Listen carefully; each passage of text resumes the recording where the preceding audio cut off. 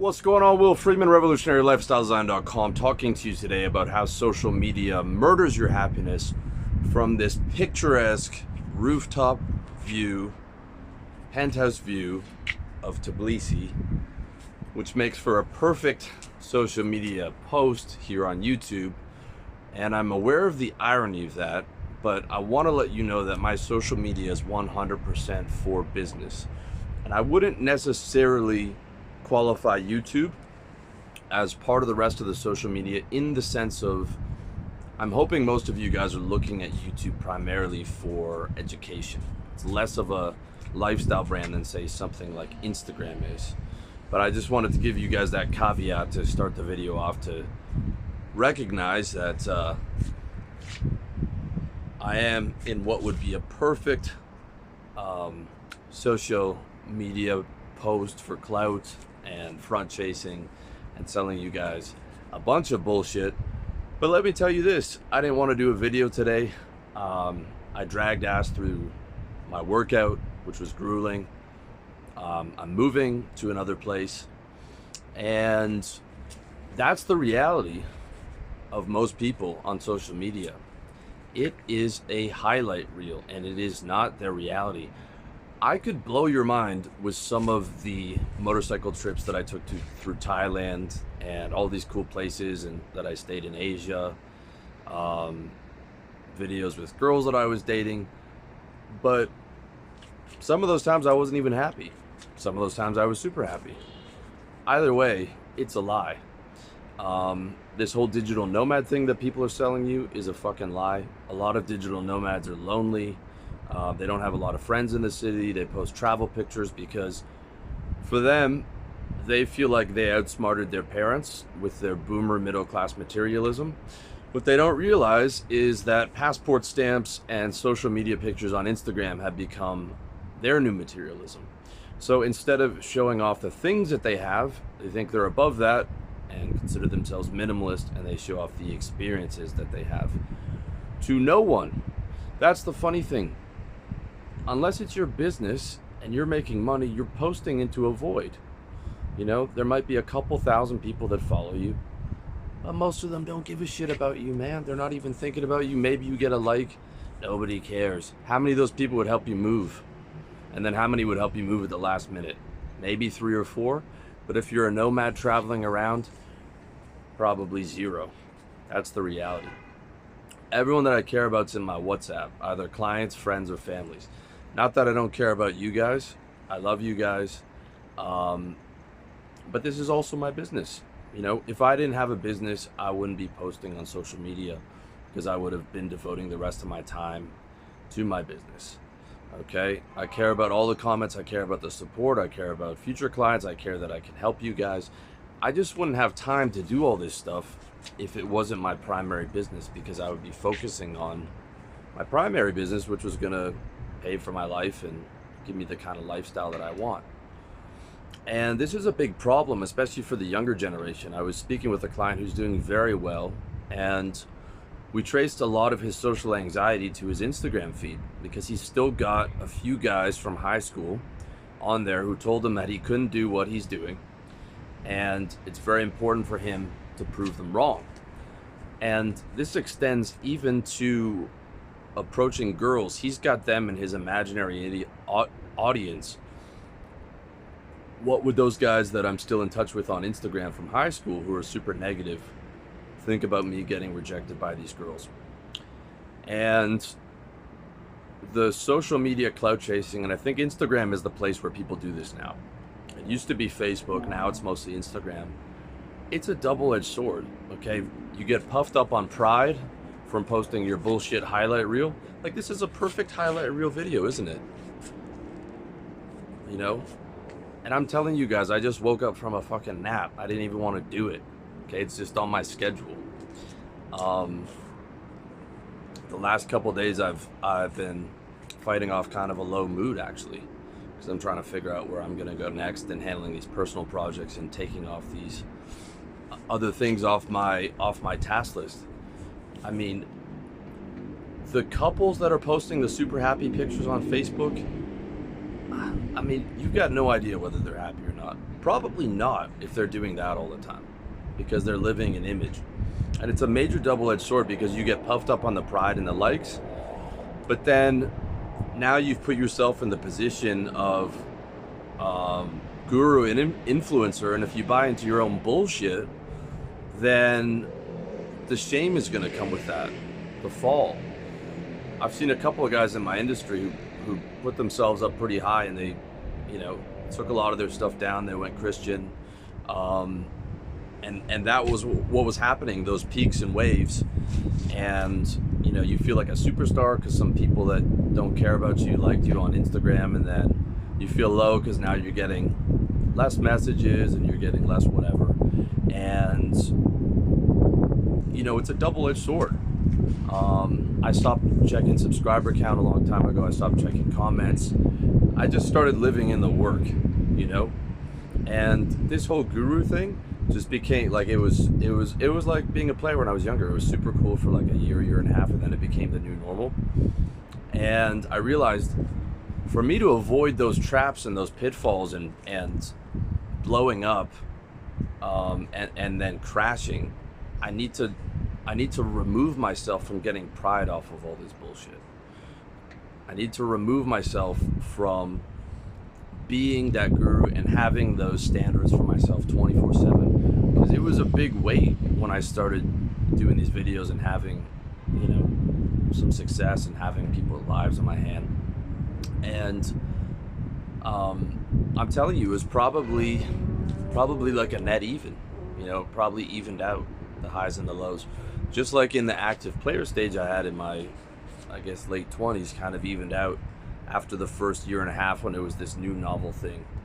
So you're gonna pay a price for pride when you puff yourself up beyond where you truly think you are in your mind, in your true conscience.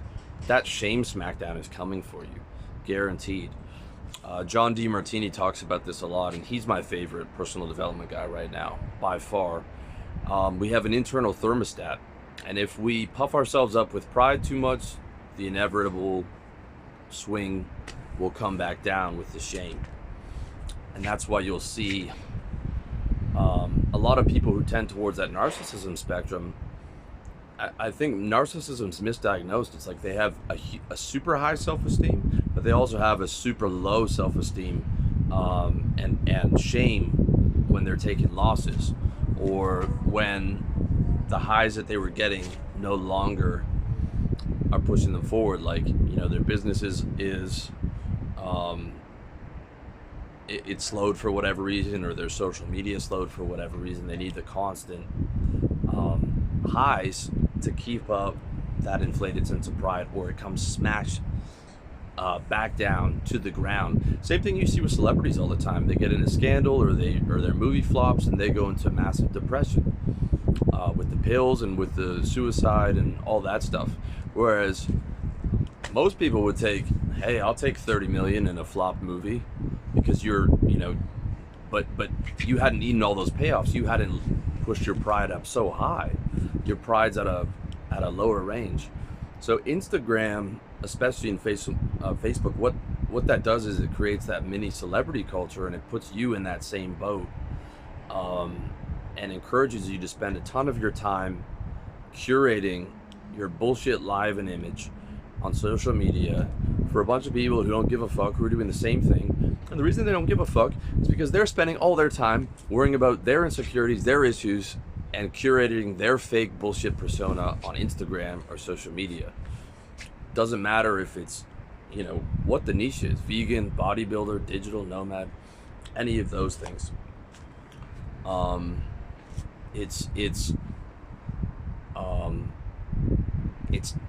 They didn't post a picture of the shit they took that morning, or the anxiety they felt at 8 p.m., or the low mood they felt at the dentist office.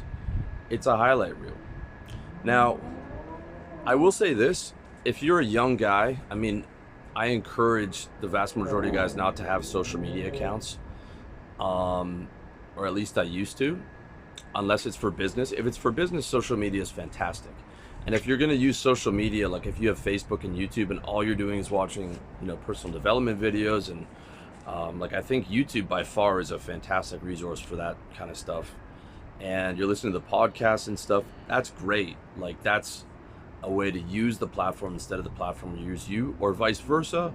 You're putting out positive content for your business that's helping people and helping them move forward, and you're not portraying like a bullshit image, and you're being honest with people, and you're adding value, and you're helping people for the better.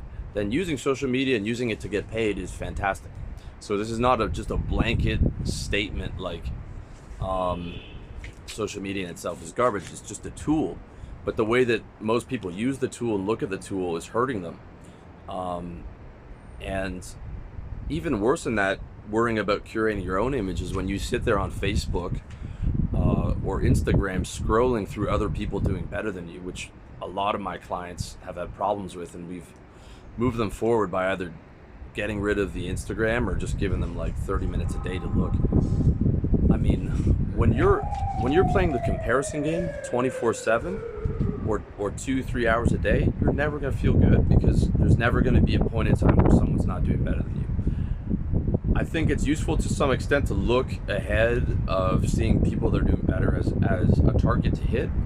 But when you're on there and you're spending the bulk of your day looking at girls out of your league and guys who are doing better than you, and I've had this problem with a number of my clients, especially the younger guys, it only hurts you. And these were guys who were doing well.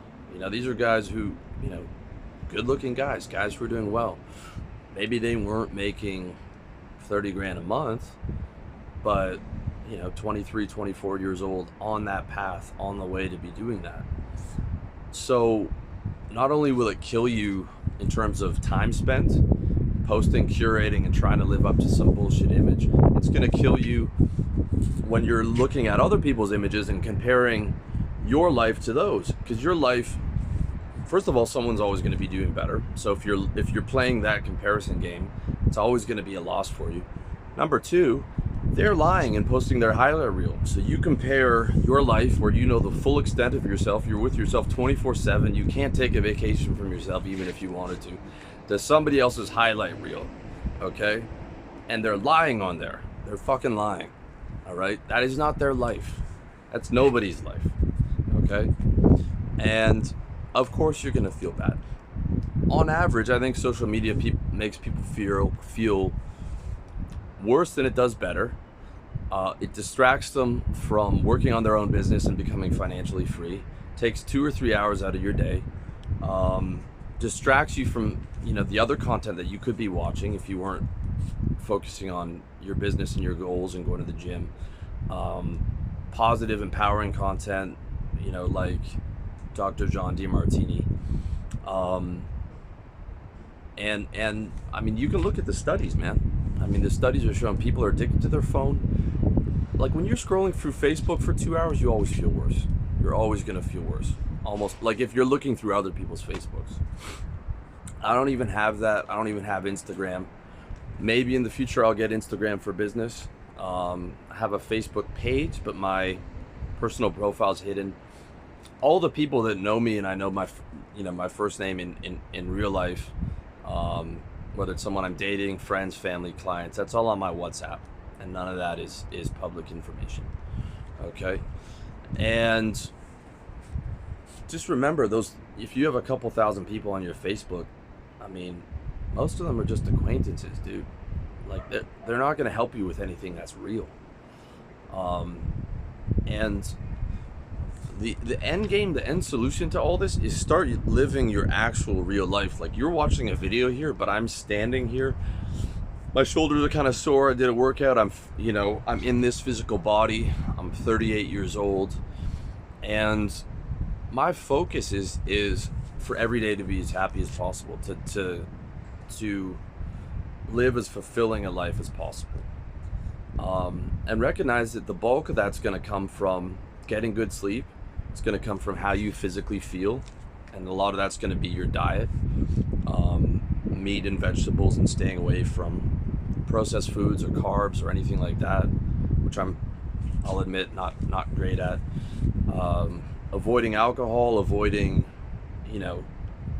drugs that could harm you, drinking enough water, taking the right supplements, taking your multivitamin, ejaculating as infrequently as possible, having good friends in your life, having either a good girlfriend or some nice young ladies for you to spend time with, and most importantly, or at least just importantly, is having a mission that fulfills your values. Meaning, like, you wake up and you're not looking at the alarm like, fuck, another fucking day of this shit. Okay, it's like you look at your alarm and you're like, great, I get to do what I actually want. And this took me a long time to really, really internalize on a really small level, because I lived so much of my life in force and survival, where I would just force myself. I'd be like, don't be a pussy. Go do it. Go do the shit you don't want to do. And that was good. Like, that's necessary if you're in the survival stage, right? If you don't have money, if you don't have a skill, if you don't have all these things, you might have to go get a sales job and grind it out and do a bunch of shit that you hate to get your money up and to get your skills up and your confidence and your balls, so you can move that into, a service-based business like I recommend for my guys. So you might have to be in survival for a while, but the goal is to get out of survival as fast as possible into thrival. And I would define thrival in one sentence. Thrival is living a life that you enjoy. Okay, and it's not just about money. Money just provides the ability for you to create a mission that pays you handsomely, that you enjoy. And I truly believe that, like, if everyone went at that 110%, it's possible. Just most guys aren't going to do that. Maybe 1% of guys are actually going to go as hard as it takes to get out of survival into thrival. That's where I wouldn't say I disagree with Dr. Demartini, but I think that, you do have to, for most people, you're going to have to be in survival a little bit to get out, for you to be able to get into thrival. But ultimately, that's what it's about. One of my clients who was struggling with Instagram, one of his goals is 100 million. And he's a guy who might get there. He's 24. He's got 3 businesses right now making 1.5 million in revenue. But he's pushing himself so hard. He's living so far in the future. He's living so much in the image, and then, trying to uphold that across Instagram, across all these new people that he's meeting in the new city that he's living in. And ultimately what that does is it puts a lot of pressure on yourself, and it stops you from living the actual life that makes you happy. I call this the Tim Ferriss productivity cult. And I love Tim Ferriss. Lifestyle design is his idea. His book, when it came out, was a massive influence on me. And I think he's actually moved beyond this himself. But when you're caught up in that productivity cult where it's like, okay, you're on the other extreme of self-improvement. You're a straight animal. No wasted moments. You're still in survival. You're still using force and having to rely on external motivation and thinking that, hey, discipline and motivation are necessary. I need to whip myself so that I can do all these things that I don't actually want to do, because I need that 100 million, or if I'm not shooting for that, it's not good enough and I'm not worthy. And I'm not worthy of happiness, and I'm not worthy of love, because I have such high standards for myself. And that leads to a life of self-hatred. It's the most common thing in the world for guys to be successful and wealthy and hate themselves or unhappy, because they pursue that to the extent of everything else.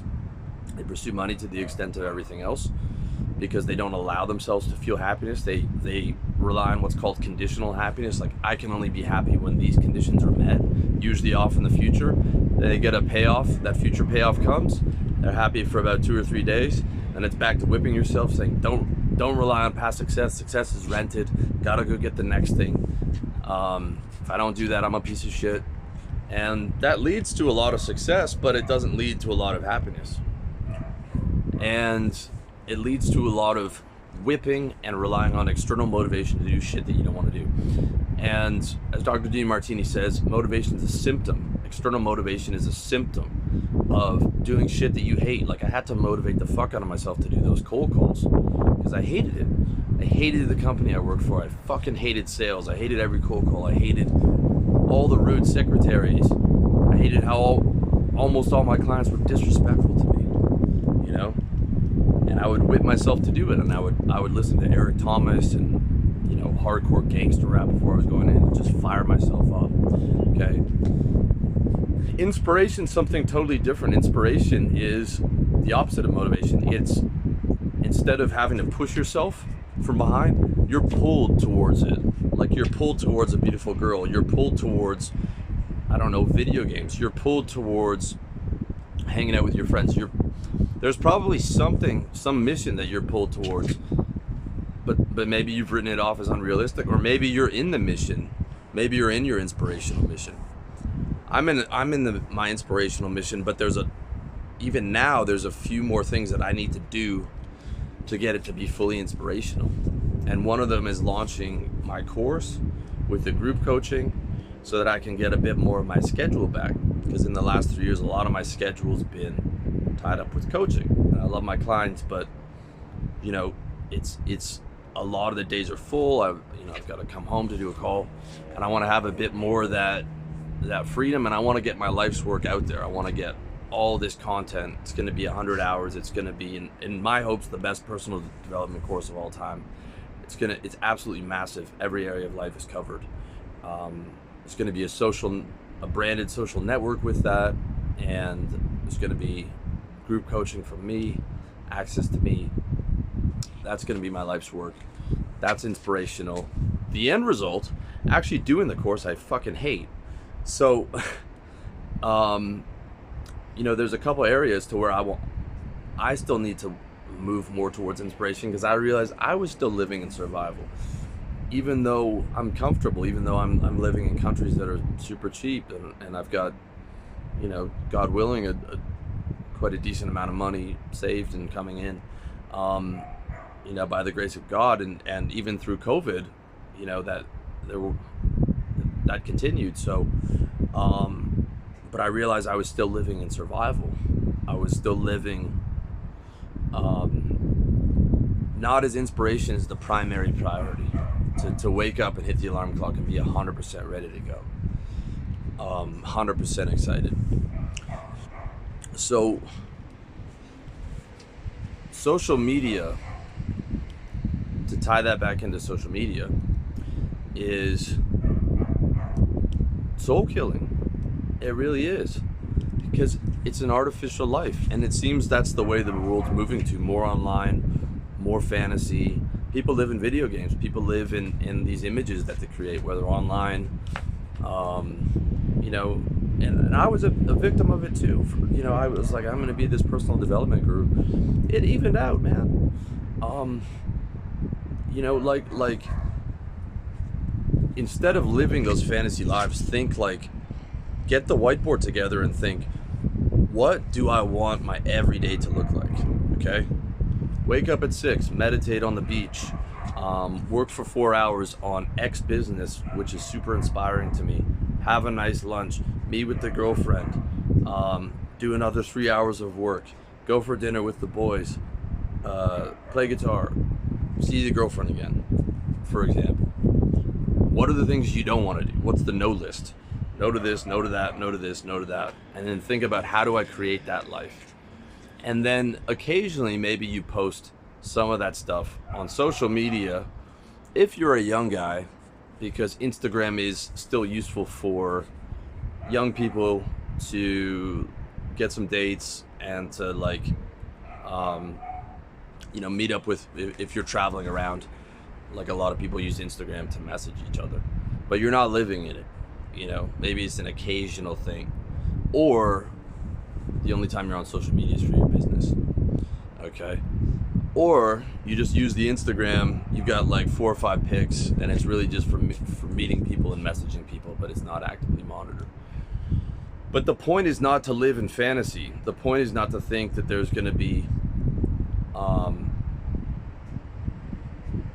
you know, this, if I can create this fantasy person, if I can sell people this bullshit, I'm going to be super happy. It's not the case. And the blowback is always going to be there. The downfall is always going to be there. Because when you're trying to be something that you're not, you're going to be consciously or subconsciously talking to yourself throughout the day when you do actions that are not in accordance with this image you're trying to present on social media, which is natural. Actions like going to the bathroom, actions like feeling sad, actions like, you couldn't fight off a bad mood for that period of time, or you did something embarrassing. And when you've created this false idol, Victor Pride actually did a great audio on what he had done and why he took his whole site down and he became Christian. He said he had created a false idol for himself. He had, the guy that was going to the gym, super muscular, rich, gets girls, he'd created a false idol for himself and was worshiping that idol and encouraged other guys to worship at that idol. And what it did was it created a sense of pride, but then it would swing back down into sense of shames when it collided with certain things that would happen in real life.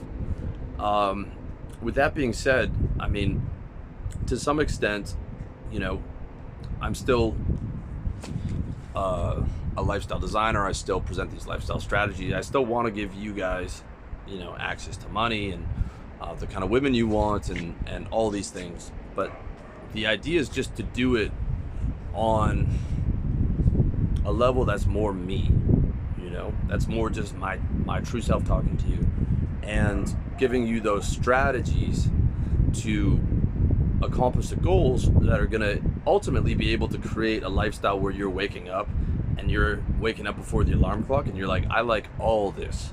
Maybe you have to go to the dentist sometimes and you're like, fuck, but mostly you're like, I like all this. I'm not 100% there, but I'm moving forward every year. The more game I get, the more knowledge I get, and the more that I pass that off to you. So that's the end game. The end game's happiness. Okay? The end game is not stunting. The end game is not clout. The end game is not balling, because ballers go broke. The end game is you being happy in your life as much as humanly possible until you die. And then, God willing, when you can do that and you can level up and you can master that, maybe you can help some other people be happy as well. At least that's what you should be aiming for in terms of being your best self. Okay? Because the other roads, pride comes before fall, man. Excessive pride comes before a fall. You should have some amount of pride, some amount of self-esteem. But recognize you're human. Recognize that God created us. He can take us back at any time. I can't grow a fingernail if I wanted to. I can't grow a hair on my head. I didn't create any of this that you're seeing. Okay? I didn't create my own body. All right? So how can you have too much pride? Okay? You have to remember that it's important to stay humble, because then there's less to fall. If you trip a little bit, you laugh it off, no big deal, because you're not trying to present yourself as at a level of pride that's above where it should be and above where you actually either consciously or subconsciously through your conscience feel where it is, and you will pay for it. You'll keep getting smacked around until you either figure it out or you just keep suffering. And that's what social media does for a lot of people. It amplifies the worst traits of status chasing and makes people either feel insignificant or unworthy because they're comparing themselves to others, or then tries to get them to create their own clout and their own false image and live up to that, and then again on the flip side feel insignificant and unworthy when they don't live up to that image that they're trying to create, which no one can live up to 24/7. So in short, if you're going to use social media, use it instead of let it use you. All right? Use it for watching videos like these. Use it for listening to podcasts that are nourishing for your soul and for your business and for your health and your mindset. Or use it to communicate your ideas through your business. And social media is only going to become more important over time for business, especially post-COVID. You got to be getting that online income, and it's a fantastic tool for that. Google has been fantastic for me, both search traffic to my website and YouTube. So this is not a knock on social media as a tool. Social media is like money. It's only negative when it's used in a way that's negative and that will hurt you. So if you use it in those two ways, to educate yourself and to promote your business, then it's a fantastic tool. But if you use it as a comparison tool, which ultimately will lead to beating yourself up, or if you're using it to inflate a sense of pride for yourself to a bunch of people who don't give a fuck, it will hurt you. Okay, that's not a way to shame you. I'm just telling you from a happiness perspective. It's probably already hurting you, or you just haven't realized it, and it will in the future. And if you want to use social media outside of promoting a business or something, you can just have an Instagram page, have 4 or 5 photos on there. You follow some people, but you have some friends on there, but you're not looking at their feed, and you just use it to keep track of people, or to, if you meet a girl, you get the Instagram instead of the phone number. I recognize that that's how things are these days. Or if you're traveling, to keep in touch with some friends or some people you care about. But you don't need to blow it up to a crazy level, unless to put your self-worth into it, and it's, I think it hurts people. I really do. If it didn't, celebrities would be super happy, wouldn't they? They wouldn't have drug problems and be in treatment centers all the time and have mental breakdowns. If that made people super happy, Kanye West would have been the happiest person on the planet. Like, how much clout did he have on social media? But it led to a breakdown. And probably the majority of those celebrities have secret or public breakdowns, on a yearly basis, because the pressure they're putting on themselves is so high to live up to this massive, inflated sense of self that nobody can fulfill. And the natural reaction, like a pendulum, is to come down and feel the same amount of shame. So you want to live closer to your natural self, the best version of yourself, but still part of your natural self, because pride comes before a fall. And live closer to your truer values. But all that means is the persona just exists to make you happier, ideally, to navigate through life, through the game of life, in this vehicle that God's given us, with this persona that we can create, but not to use it to harm ourselves, to use it to fulfill our goals and be happier, and to create, because we can only live one day at a time, to create days that make you happy, to where you wake up and you're like, I like all the shit that I'm doing. I like the people in my life. I like where I'm living. I like the sunshine. I like the work that I'm working on. And, I like that I'm in a loving relationship. That's the ideal. And think of it like second childhood. I was super happy as a kid. Maybe you were super happy.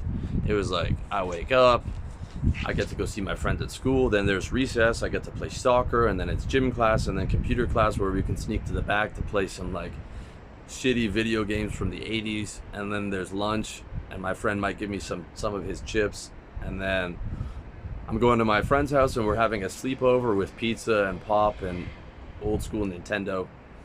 Like, so many of those days were like, when you were a little kid, you had so much to look forward to, because everything, so many things were fun. As we get older, less things become fun, but I truly believe you can find enough fun things to stack up, and fulfilling things to stack up in your day, if you choose enough creativity and you push through survival to get in the finances, to get into Thrival, to be able to build that lifestyle. You might have to move countries, you might have to do a lot of things differently, but I truly believe that you can do that, and that's the end goal. The end goal's being as happy as you can, until you die, and then go back to God, and hopefully He looks at your life and you've been a source of positivity in a world which has enough negativity, as I'm sure you guys can see. And then if you can, maybe you can help spread that to other people, at least the best version of yourself. And that's it. So I wish you guys happiness. I wish you blessings in this kind of crazy time of crisis. And I hope this message gets through to you and really makes a difference. So let me know what you think in the comment section. If you need help with all this, revolutionarylifestyledesign.com/coaching is my coaching page. And stay tuned for my course coming out hopefully this year, but maybe next year. Much love.